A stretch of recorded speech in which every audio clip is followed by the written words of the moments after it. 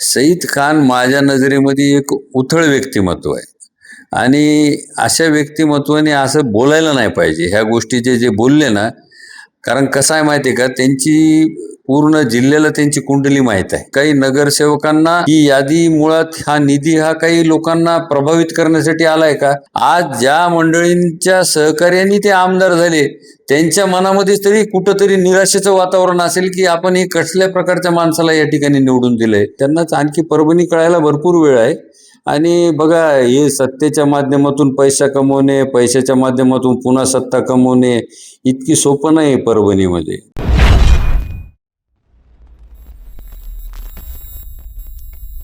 2 दिवसाखाली परभणी जिल्हा मध्यवर्ती बँकेचा निकाल आला. आमदार तथा संचालक सईद खान हे निवडून आले अवघ्या 3 मतांनी.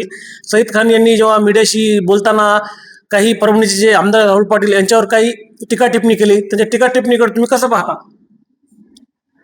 नाही, टीका टिप्पणी केली, मी पण बघितलं ते. खरं पडलं तर त्यांनी तशा पद्धतीने बोलायला नाही पाहिजे. कारण त्यांनी जे राजकारणाची रीत आणि पाहुण्या रावळ्याचं राजकारण ह्याच्यावर जे बोलले ना, तर त्यांनी अशा पद्धतीने बोलायला नाही पाहिजे. कारण मागच्या कित्येक दिवसापासून ह्या मतदारसंघाचं प्रतिनिधित्व 3 टर्म झाले आमदार साहेब करत आहेत. आणि राजकारणामध्ये बघा, सर्वसमावेशकता हा फार मोठा गुण आहे की जेव्हापर्यंत माणूस सर्व समाजातल्या घटकाला सोबत घेत नाही तोपर्यंत हे राजकारण, मतदानरूपी राजकारण हे यशस्वी होऊ शकत नाही. त्यामुळं असं काही पाहुण्या रावळ्याच्या राजकारणामुळं असं घडतंय अशातला काही प्रकार नाही. दुसरी गोष्ट, परभणी महापालिकेची निवडणूक असो, आत्ता झालेली माझी विधान परिषदेची निवडणूक असो, किंवा ह्याच्या आधी आमदार साहेबांच्या माध्यमातून जे काही पदावर बसवलेले माणसं असो, तिथं कुठेही अशा प्रकारचं पाहुण्या रावळ्याचं राजकारण आम्हाला तरी बघायला भेटलं नाही. आता सय्यद इक्बाल परभणीचे महापौर आहेत. एक मुस्लिम समाजातला आश्वासक, सुशिक्षित चेहरा म्हणून आम्ही त्यांना प्रतिनिधित्व दिलं. कुठं आलं ते राजकारण? मी एक डॉक्टर माणूस आहे, मागच्या 25-30 वर्षापासून पक्षाचं संघटनेचं काम करतो आणि मला कुठेतरी न्याय देण्याचा प्रयत्न पक्षाने केला. आमदार साहेबांनी माझ्यासाठी परिश्रम घेतले. कुठं आलं त्याच्यामध्ये पाहुण्या रावळ्याचं राजकारण? परिश्रम केले तुम्ही सांगायला, तुम्हाला तर वाटतं का की तुम्हाला न्याय भेटला या निवडणुकीत, कालच्या विधान परिषद निवडणुकीत? निवडणूक आहे, मताची निवडणूक आहे. न्याय भेटायला माझ्याकडे मतच फार कमी होते आधी. सूर्यधाराचा उल्लेख केला भाऊ. 1 महिन्याखाली तुमच्या निवडणुकीत बघा आणि कालची जिल्हा बँकेची निवडणूक बघा. त्या निवडणुकीत आमदार साहेबांनी स्वराज्याचं राजकारण केलं नाही का? नाही, असं मुळीच म्हणता येत नाही. हे अशा प्रकारचं राजकारण नाही आहे. कारण भाऊ, तुमच्याच पक्षाचे दिनेश बोबडे झाले आणि जामकरांसाठी ते बोर्डीकर वोटबघाच्या पॅनलमध्ये त्यांना टाकलं व त्याच्यासाठी ते आमदार बोर्डीकरांच्या ऑफिसला आमदार साहेब गेले. मग तुमच्या निवडणुकीत टाइमला त्यांनी असं का जुळाजुळ केली नाही? नाही, ही सहकाराची निवडणूक आहे. सहकाराच्या माध्यमातून होणाऱ्या निवडणुकीमध्ये अशा गोष्टी होत असतात. केलं की परत स्वराज्याचं राजकारण? तसं नाही. आता आमचे अंबादास दानवे साहेब पक्षाचे विरोधी पक्षनेते आहेत. ते महायुतीच्या याच्यामधून संभाजीनगरमधून निवडून आले.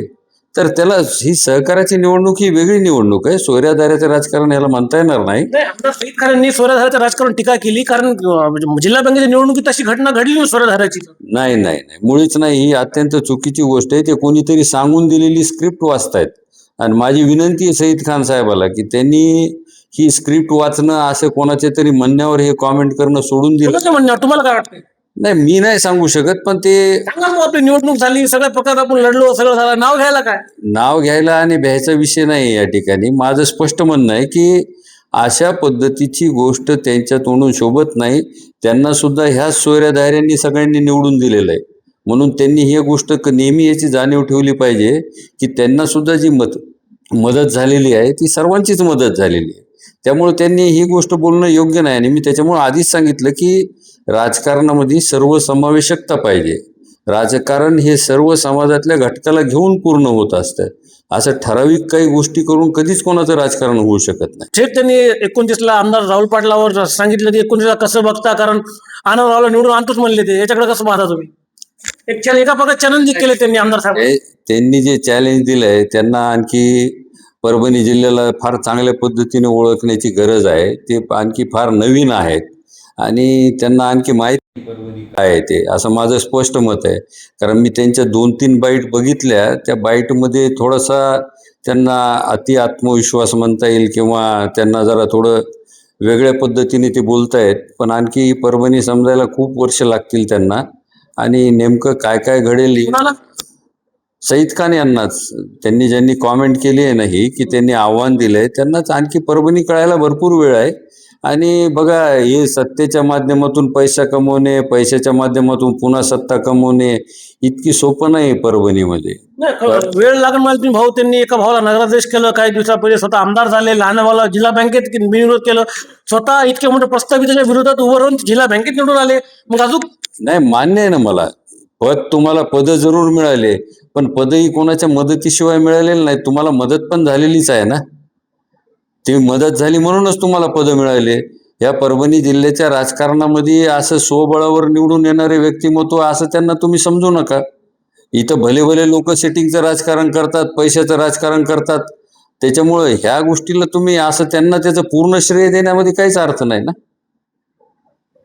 अशी पद्धत आहे ही. भाऊ, तुमची निवडणूक झाली, तुमच्या निवडणुकीत तुम्हाला दुर्दैवानं जे तुमच्या पदी अपयश आलं. शेवटी राजकारणात यश अपयश हे चलत राहते. काय वाटतं तुमच्या निवडणुकीमध्ये मेन पैशाचा उद्रेक झाला? नाही, दोन्ही गोष्टी झाल्या. एक तर कसं आहे, सत्ताधारी पक्ष होता समोरचा, आणि सत्ताधारी पक्षाने ती निवडणूक फार म्हणजे ऐरणीवर घेऊन लढवली, आणि पैशाचा अमाप असा वापर झाला. पक्षाकडून पण त्यांना निधी मिळाला. आम्ही आमच्या परीनं जेवढी चांगल्यात चांगली लढता येते तेवढी लढलो. आम्ही आमची चांगुलपणाची बाजू मांडली. आम्हाला जिथून जिथून शक्य वाटलं तिथून तिथून मदत घेतली. आमच्या मित्र पक्षांनी मदत जरी केली नाही आम्हाला, तरी सुद्धा आम्ही फार एक रिस्पेक्टेबल आकड्यापर्यंत पोहोचलो. मला वाटतं हेच या निवडणुकीचं यश आहे. पक्षाने केले, पण महायुतीचा काही आमदार निवड केली ना तुम्हाला भाऊ? पण नाही, आता हे बघा, मला व्यक्तीपेक्षा मी सांगतो की मी प्रत्येक मतदाराला भेटलो, आणि मतदारांना जाऊन मी सगळ्यांना भेटून माझी विनंती केली की बाबा नाही, तुम्हाला मला ह्या ह्या कारणासाठी मत द्यायचं आहे, आणि म्हणून मला हे मतदान मोठ्या प्रमाणात झालेलं आहे. हो, त्या निवडणुकीत काही अशी शहरात चर्चा आहे म्हणे, काही अल्पसंख्याक मतदारांना ज्या प्रकारे रसद पुरवायची त्या प्रकारे रसद पुरवली नाही म्हणे. मग तुमची निवडणूक असो का काल बँकेची निवडणूक असो, काही अल्पसंख्याक मतदारांना त्या प्रकारे रसद पोहोचली नाही म्हणे तुमच्या पक्षाकडून. नाही नाही, ही चुकीची गोष्ट आहे सर. विशिष्ट आहेत आणि विशिष्ट लोकांना काही मतदान टाकण्याचं काही चर्चा होती म्हणे शहरात. नाही नाही, अशा प्रकारची कुठलीच गोष्ट घडलेली नाही. सर्वांना जी काय मदत करायची तेवढी सर्वांनाच. आणि हे बघा, आम्ही असं प्रकारचं राजकारणच करत नाही. मुळात आमच्या राजकारणाचा मूळ गाभाच सर्वसमावेशकता आहे, कम्युनिटी पार्टिसिपेशन आहे. सर्वांना सोबत घेऊनच आम्ही ते काम करतो. अशा प्रकारच्या गोष्टी आम्ही आमच्या डोक्यात सुद्धा कधी आणत नाही, आणि त्याच्यामुळेच आम्ही इथं टिकून आहेत. आम्ही म्हणजे आता आम्ही डॉक्टर राहुल पाटील साहेब आमदार आहेत, परभणीचं प्रतिनिधित्व करतात. आम्ही ही सलग 3री टर्म आहे या ठिकाणी करतोय. आणि 2029 मध्ये तुम्हाला खरं सांगायचं तर यांनी आता ह्या गोष्टी इतके प्रिमॅच्युअरली बोलायलाच नाही पाहिजे. आणखी हेच निश्चित नाही की काय काय होणार आहे भविष्यामध्ये राजकारणामध्ये. सध्या राजकारण फार अस्थिर प्रक्रियेतून चाललेलं आहे, महाराष्ट्राचा असो का देशात. बघितली भाऊ, तुमचं पराजय झाला, पण सईद खान आणि खासदार संजय जाधव यांनी आनंद भोरसे यांना आमदार करायचा विडा उचलला. सईद खान यांनी सांगितले. तुम्ही त्यांच्या वक्तव्याकडे कसं पाहता? 29ला आनंद भोरसे परभणी विधानसभेचे आमदार असणार असं सईद खान यांनी ठाम सांगितले. आता सईद खान काय, कुठले 2-3 निवडणुका झाल्या आणि यश मिळालं म्हणजे आता सगळ्या जिल्ह्याचा निकाल तेच देणार आहेत का काय? आणि मी तर सांगतो, उलट जिल्ह्यामधून ज्यांना मदत करून त्यांनी निवडून आणण्यासाठी केली आहे ना, त्यांच्यावर पश्चातापाची वेळ येऊ नये. त्यांनी स्वतःचं डोकं फोडून घेऊ नये, अशी 5-6 वर्षामध्ये स्थिती येऊ शकते. कारण सईद खान यांचं जे वागणं आणि हे बोलणं आहे, हे अशा प्रकारचे हे राजकारणाला साजेसं नाही आहे. एक सभ्य राजकारण आपल्याला जर करायचं असेल, जिल्ह्याच्या राजकारणाची काही घडी ठेवायची असेल, तर अशा प्रकारच्या आव्हानाला काही महत्त्व नसतं. वेळ आणि काळ ठरवतो की भविष्यात येताना आल्यानंतर काय काय होईल, कशा पद्धतीचं राजकारणाची भूमिका.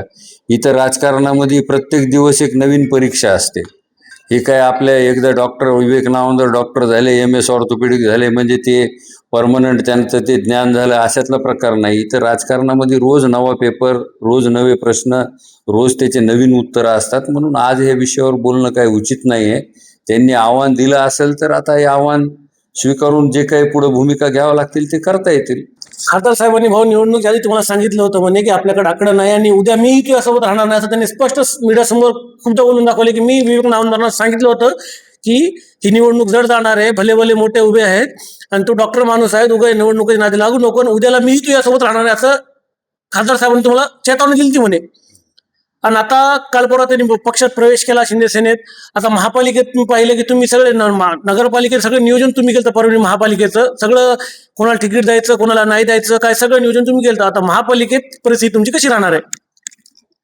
नाही, एक तर मी खासदार साहेबांच्या बद्दल तुम्ही जे बोललात, मी त्यांना स्वतः जाऊन फॉर्म भरण्याच्या आधी भेटलो, त्यांना माझी भूमिका मांडली, त्यांना सांगितलं की मला असं असं ही निवडणूक लढवायची आहे आणि तुम्ही मला सहकार्य करा.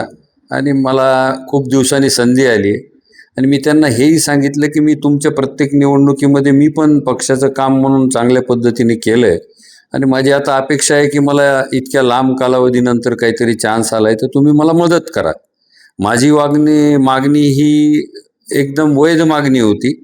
त्यांनी त्याला प्रतिसादही दिला. ते माझं फॉर्म भरायला आले आणि फॉर्म भरल्याच्या नंतर मी त्यांना ह्या पूर्ण 8 दिवसामध्ये जवळपास 3 ते 4 वेळेस त्यांना भेटायला गेलो आणि त्यांना दरवेळेस मी परिस्थिती अपडेट करत होतो आणि मी त्यांना सांगत होतो की अशी अशी परिस्थिती आहे, आपण अशा पद्धतीने इतक्या लोकांना भेटतोय, काय काय म्हणजे एक पक्षाचा नेता म्हणून आपण निवडणुकीमध्ये जे काही मान सन्मान त्यांना द्यायला पाहिजे होता तो माझ्या वतीने मी पूर्णपणे दिला. दुर्दैवाने एक माझ्या 4थ्या मीटिंगमध्ये त्यांनी जेव्हा त्यांचं ह्या पक्षांतराचं ठरलं तेव्हा मी त्यांना सांगितले, बाबा तुम्हाला पुढे पण संधी आहे, तुम्ही एकतर तुम्ही पक्ष सोडू नये, पक्षाने तुम्हाला सर्व काही दिलेलं आहे आणि जर तुम्हाला जायचंच आहे तर ही निवडणुकीचा काळ थोडासा सेन्सिटिव्ह काळ आहे आणि ह्या काळानंतर तुम्ही निर्णय घ्या, म्हणजे मग काहीतरी त्यामध्ये घडू शकेल. आणि ह्या सगळ्या प्रक्रियेमध्ये त्यांनी शेवटी मला सांगितलं, जेव्हा की निवडणुकीला एक 4 दिवस उरले होते तेव्हा मी पण बरंच पुढे निघून गेलो होतो आणि त्यांनी सांगितले की बाबा मी तुम्हाला कुठल्याही प्रकारचं सहकार्य करू शकणार नाही, पण आता मी तर ती निवडणूक अशी सोडू शकत नाही ना. आणि तुम्ही त्यांचे जे विचारधारेचे नगरसेवक होते तुमच्या पक्षातले, मग त्या लोकांनी तुम्हाला मतदान केलं का? त्यांनी त्यांच्या साहेबाचा जे परभणीमध्ये एक म्हण आहे की शिवसैनिक आणि बंडू सैनिकांनी तुम्हाला मतदान केलं का महापालिकेतल्या नगरसेवकांनी? नाही, त्यातल्या 50% त्यांचे वैयक्तिक मित्र असलेल्यांनी मला मतदान केलं, याच्यामध्ये काही दुमत नाही माझ्या मनामध्ये. त्यांनी शिंदे सेनेत प्रवेश केला. आता महापालिकेत तुम्ही त्यांना सोबत ठेवणार आहात का? नाही, आता येणारा काळ ठरवेल. आहे बघा, कसं आहे माहिती आहे का की हे समीकरणं नेहमी बदलत असतात आणि येणारा काळ ठरवेल. ह्या परभणी शहराला एक काही वेगळं रूप देण्यासाठी आम्ही प्रयत्न करून इथपर्यंत ही महापालिका निवडून आणण्यासाठी खरं तर सर्वच नगरसेवकांनी अत्यंत चांगल्या पद्धतीने, म्हणजे शिवसेना उद्धव बाळासाहेब ठाकरे पक्षाच्या नगरसेवकांनी आणि काँग्रेस पक्षाच्याही नगरसेवकांनी, ज्यांच्यासाठी मी स्वतः आमदार डॉक्टर राहुल पाटील साहेब यांनी रात्रीचा दिवस करून मेहनत करून ही महापालिका आणली, जी की इतिहासामध्ये परभणीमध्ये कधीही ते शक्य झालं नव्हतं. एकदा खासदार साहेबांनी आरोप केले ना की माझ्या उमेदवार जिथं आहे तिथं तिकीट काटले, ते 4-4 फॉर्म दिले, हे केले, महापालिकेत बी तुम्ही खूप गोंधळ केला म्हणून त्यांनी आरोप केले. नाही, ही चुकीची गोष्ट आहे. याच्या आरोपामध्ये तथ्य नाही आहे. त्यांचा पूर्ण मान ठेवूनच आम्ही ही त्यांच्या मार्गदर्शनाने आणि डॉक्टर राहुल पाटील साहेब यांच्या नेतृत्वामध्ये शिवसेना उद्धव बाळासाहेब ठाकरे गटाने ही निवडणूक लढवली आणि काँग्रेस पक्षाची आमचं प्री इलेक्शन. कसं चालणार आहे सर? कसं चालणार आहे? शिंदे सेनेचे खासदार साहेब गेले, मग त्यांना मानणारा वर्ग आहे ज्यांनी तुमच्या निवडणुकीत तुमच्या पक्षाच्या विरोधात काम केलेलं आहे. मी कोणाचं नाव घेणार नाही, पण तुम्हाला माहिती कोणी विरोध केले, आम्हालाही माहिती आहे, सगळ्या परभणीकरांना माहिती आहे. मग आता सगळं इतकं विरोधात काम करून सगळं आर्थिक सगळ्या गोष्टीचा दुरुपयोग होऊन आता तुम्हाला परत त्या लोकांना तुम्हाला सत्तेत बसवायचे का? मग काही तुमचे चर्चा आहे की काही तुमचे 17 नगरसेवक शिंदे सेनेत प्रवेश करणार म्हणे, 1/3. नाही, अशा प्रकारच्या गोष्टी काही होणार नाही आणि त्या माध्यमातून काय येणाऱ्या काळात परिवर्तन घडते त्यासाठी आम्ही पण सज्ज आहोत. आम्हालाही चाहणारा वर्ग आहे आणि आम्ही ज्या पोटतिडकीने ह्या ठिकाणी ही सत्ता इस्टॅब्लिश केली आहे किंवा सत्ता आणली आहे त्याचा अवमान कदाचित ही मंडळी करणार नाही, कारण विकासाची खरी संकल्पना आणि ह्या निधीचं वाटप ह्याच्यामध्ये फार मोठी तफावत आहे. हे विकास, ह्या निधीला विकास म्हणणं हे मला वाटतं फार चुकीची गोष्ट आहे. हो, आता राहिला मुद्दा काफ मेंबरचा, स्वीकृत सदस्याचा. अशी चर्चा होती म्हणे एक आमदार साहेबाचा माणूस घ्यायचा आणि खासदार साहेबाचा माणूस घ्यायचा. तर आमदार साहेबाचे अंबिका ढाळे आणि खासदार साहेबाचे संजय सारणीकर हे दोघांचे नावं फिक्स होते. पण ज्या दिवशी अंबिका ढाळे यांचा फॉर्म भरला त्या दिवशी म्हणे काही दुसऱ्या व्यक्तीचा आमदार साहेबांनी नाव घेतलं म्हणे. काफ मेंबरचा काय नेमका घोळ चालू? नाही, आता स्वीकृत सदस्याचं आणखी प्रलंबित आहे, पण निश्चितच आता खासदार साहेब आता ब्रँडेड त्या पक्षात निघून गेले. पक्षामध्ये आता ते शिंदे सेनेमध्ये त्यांना लोकसभेच्या सभापतींनी त्यांना मान्यता दिलेली आहे. त्यामुळं ते पक्षाचं कितपत ऐकायचं हे आता पक्ष ठरवेल आणि त्या पद्धतीने भूमिका करून शिवसेना उद्धव बाळासाहेब ठाकरे गटाचाच हा जो स्वीकृत सदस्य आहे तो निश्चित त्या ठिकाणी. शिवसेना ठाकरे गटाचा असेल तर राहुल पाटील यांचा कोणी समर्थक असेल का? राहुल पाटील आमदार साहेबाला मानणारा कोणी असणार का? जे बोलणी झाली नाही, आता बघा, शिवसेना उद्धव बाळासाहेब ठाकरे गटामध्ये आमदार डॉक्टर राहुल पाटील साहेब जिल्ह्याचे नेते आहेत आणि त्याच्यामुळे त्यांना मानणारच निश्चित या ठिकाणी एक नगरसेवक त्या आहे. दिवशी 2 का नाव डिक्लेअर केले? त्या निवडणुकीच्या संदर्भामध्ये काही गोष्टींची चर्चा चालू होती आणि काही गोष्टींचं एक प्रकारचं काय म्हणतात त्याला, राजकारणामध्ये सुद्धा काही सेटलमेंट्स असतात. त्या पद्धतीमुळं ती थोडी वेळ थांबली होती. आम्हाला असं वाटलं की काही सामंजस्यातून काही मार्ग निघू शकतात का हे बघावं, म्हणून एक सामंजस्याच्या भावनेतून त्या दिवशी फॉर्म भरण्यात आला नाही. खूप जण इच्छुक आहेत, कारण ह्या निवडणुकीमध्ये आम्ही तुमच्या गटनेत्यावर एवढा दबाव आला म्हणजे शेवटी गटनेता म्हणले म्हणे माझं राजीनामा घेऊन टाका म्हणे. एवढं त्या दिवशी काय गोंधळ झाला म्हणे महापालिकेत. नाही, ही गोष्ट चुकीची आहे. गटनेते खंबीर आहेत, आमचे अत्यंत अनुभवी आहेत, मागच्या 5-6 टर्मपासून नगरसेवक आहेत आणि विचाराने अत्यंत पक्के आहेत. त्यामुळे ते राजीनामा वगैरे काही देणार नाहीत. आणि असे हे बघा, राजकारणामध्ये ज्या गोष्टींमुळे विचलित होऊन कुठलाच निर्णय घेतला जात नसतो. त्याला एक आपल्या आपल्या पद्धतीने हाताळायची एक त्याची पद्धत आहे आणि त्या पद्धतीनेच होईल. सर्व काही चांगलं होईल. महापालिकेमध्ये सुद्धा आम्ही चांगल्या पद्धतीने काम करू. आमदार सईद खान यांनी टीका टिप्पणी केली सोशल मीडियावर. आमदार साहेब समर्थक तुटून पडले त्यांच्यावर. एक तुम्ही पक्षाचे एक मोठे नेते आहात, परभणी जिल्ह्यात तुमचं नाव आहे, तुम्ही कसं पाहता सईद खान यांच्या या वक्तव्याकडे?